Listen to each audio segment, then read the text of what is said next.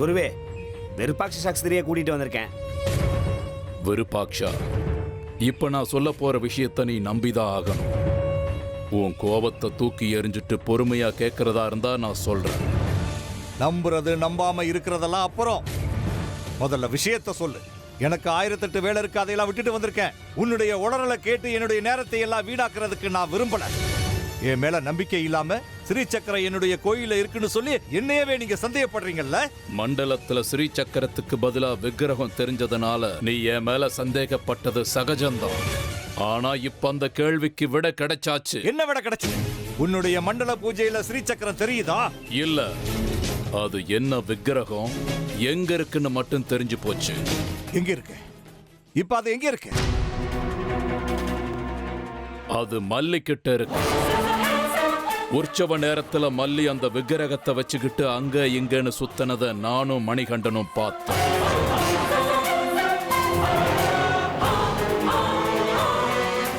அவளோட வீட்டுக்கு போயும் தேடி பார்த்தோம்.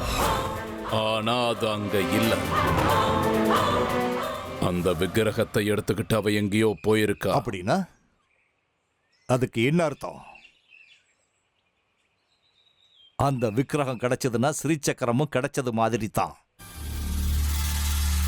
அப்படின்னா நாம உடனடியா தேட வேண்டியது ஸ்ரீ சக்கரத்தை இல்ல, மல்லியை தேடி பிடிக்கணும்.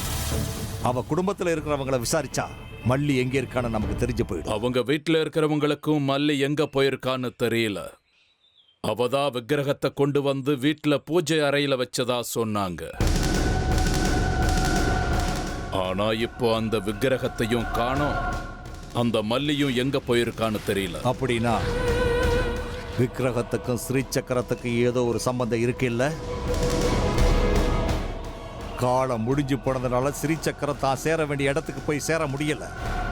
கட்டிக்கு, நாம ஸ்ரீ சக்கரத்தை தேடுறதுக்கு இதுதான் சரியான நேரம்.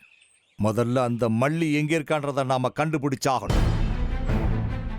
விக்கிரகத்தை அடைஞ்சு ஆகணும். அது மூலமா ஸ்ரீ சக்கரம் எங்க இருக்குன்ற ரகசியத்தை நாம கண்டுபிடிச்சாகணும். ஆமா விருப்பாட்சா, இப்ப நாம செய்ய வேண்டிய காரியமும் அதுதான். இப்போ மண்டலத்துல தெரிஞ்ச அந்த விக்கிரகத்தை நாம கண்டுபிடிச்சாகணும். அதுக்கப்புறம் அந்த மல்லிய வச்சே ஸ்ரீ சக்கரம் எங்க இருக்குங்கிறத நாம கண்டுபிடிச்சிடலாம். பார்க்கலாம்.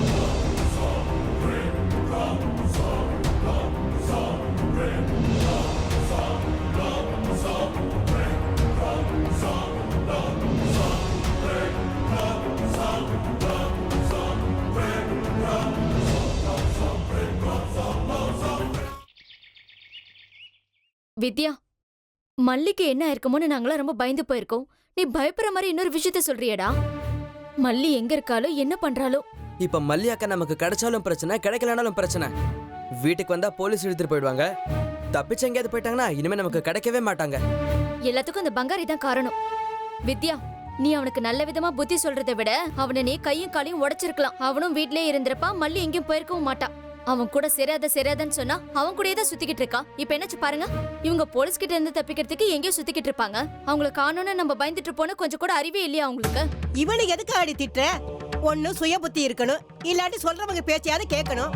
அவன் கூப்பிட்டானு அவன் பின்னாடியே ஓடி போயிட்டா. இன்னும் என்னெல்லாம் கன்றாவிய நான் பாக்கணுமோ. இது பாருங்க, கெட்டதா எதுவும் யோசிக்க வேண்டாம். அம்மன் மேல பாரத்தை போடுவோம். மல்லிக்கு நல்லதே நடக்கட்டும்னு வேண்டிக்குவோம். இப்படி நடந்திருக்கலாம் அப்படி நடந்திருக்கலாம்னு சொல்லிக்கிட்டே இருந்தா பிரச்சனைக்கு தீர்வு கிடைக்காது.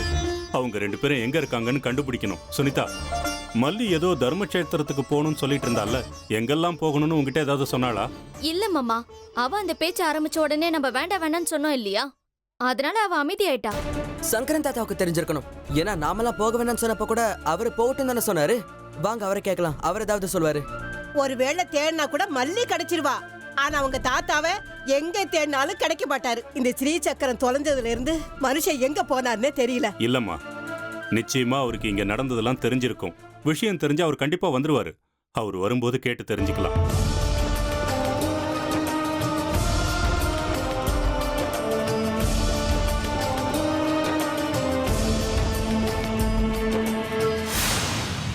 உங்க 2 பேருக்கும் ஒரு சந்தோஷமான செய்தி. பங்காரி எங்க கிட்ட இருந்து தப்பிச்சு போனான். ஆனா இப்ப நான் அவனை புடிச்சிட்டேன். இனிமே அவங்க தப்பிச்சு போக முடியாது. ஏன்னா மாரியப்பன் கண்ட்ரோல்ல இருக்காங்க. விருப்பாக்ஷா, உன்னை துப்பாக்கியால சுட்ட எதிரி என் கண்ட்ரோல்ல இருக்கான். நீ அவனை என்ன வேணாலும் செஞ்சுக்கலாம். என்னோட மான்குட்டி எனக்கு கிடைச்சிட்டா. அறிவு கட்டவனே, வாய மூடு. கொஞ்சம் கூட பொறுப்பே இல்ல உனக்கு. பங்காரியையும் மல்லியையும் வச்சுக்கிட்டு என்ன ஆடுபுலி ஆட்டம் ஆட சொல்றியா? நமக்கு தேவை சிறிச்சக்கரம், அதை பத்தி மட்டுமே யோசி. மூளை கட்டவனே, பங்காரிய புடிச்சிட்டேன் மல்லிய புடிச்சிட்டேன்னு ரொம்ப பெருமையா பேசிக்கிட்டு திரியிற. கொஞ்சம் பொறுமையா இரு விருப்பாக்ஷா. அந்த மல்லிய புடிச்சதுனால தெரிஞ்சோ தெரியாமலோ இந்த மாரியப்பன் நமக்கு உதவிதான் செஞ்சிருக்கான். இப்ப அந்த மல்லிய விசாரிச்சா விக்கிரகம் எங்க இருக்குங்கிற விஷயம் நமக்கு தெரிஞ்சிடும். ஆஹா, நீயும் அவன மாதிரி தான் இருக்கிற. காலருத்ர சித்தேஸ்வர கடிக்கு நல்லா இருக்கு. நீங்க ரெண்டு பேரும் நல்ல ஜோடிங்க தான். எத்தனையோ மந்திரஜாலம் மாயாஜாலம்லாம் கத்து வச்சிட்டு இருக்க நீ. இப்ப அந்த விக்கிரகம் எங்க இருக்குன்னு கண்டுபிடிக்கிறதுக்கு அறிவே இல்லாத இந்த போலீஸ்காரனோட உதவி வேணுமா உனக்கு? விருப்பாக்ஷா, மறுபடியும் பழைய மாதிரியே பேச ஆரம்பிக்கிற. எல்லாரும் சேர்ந்து வேலை செய்யறதுன்னு முடிவு பண்ணியாச்சுல்ல? ஏய் காலருத்ர சித்தேஸ்வர கடிக்கு, உன்னால விக்கிரகத்தை கண்டுபிடிக்க முடியுமா முடியாதா? என்னால முடியும்.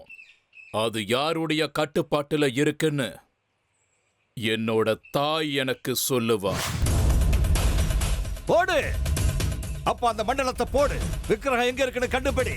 இனிமே இந்த மாதிரியான சில்லற பசங்களுடைய தயவு நமக்கு தேவையில்லை. மணிகண்டா, மண்டலத்தை சீக்கிரமா தயார் பண்ணு.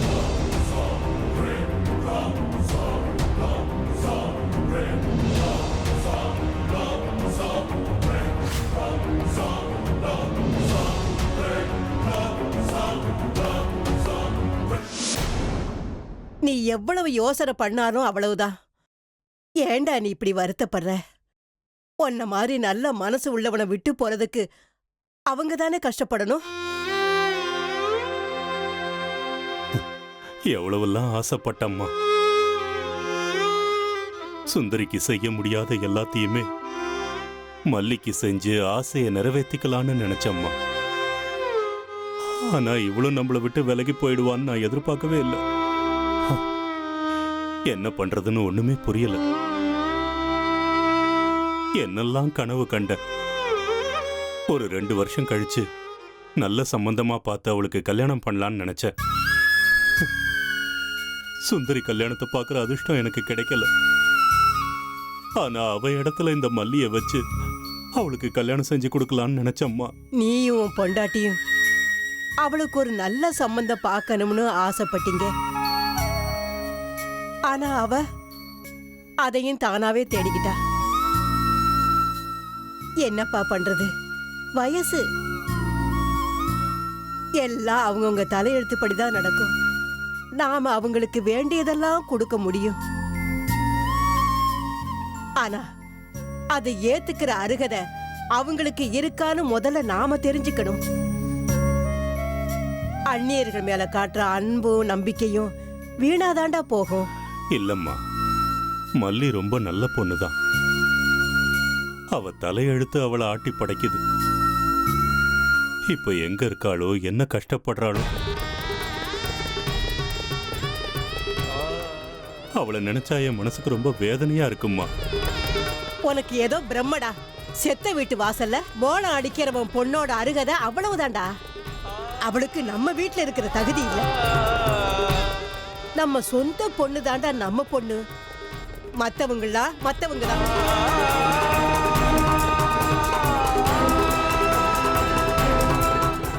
மத்தவங்கள நம்மவங்களா நினைச்சா அது தப்பா போயிருண்டா சேகரா.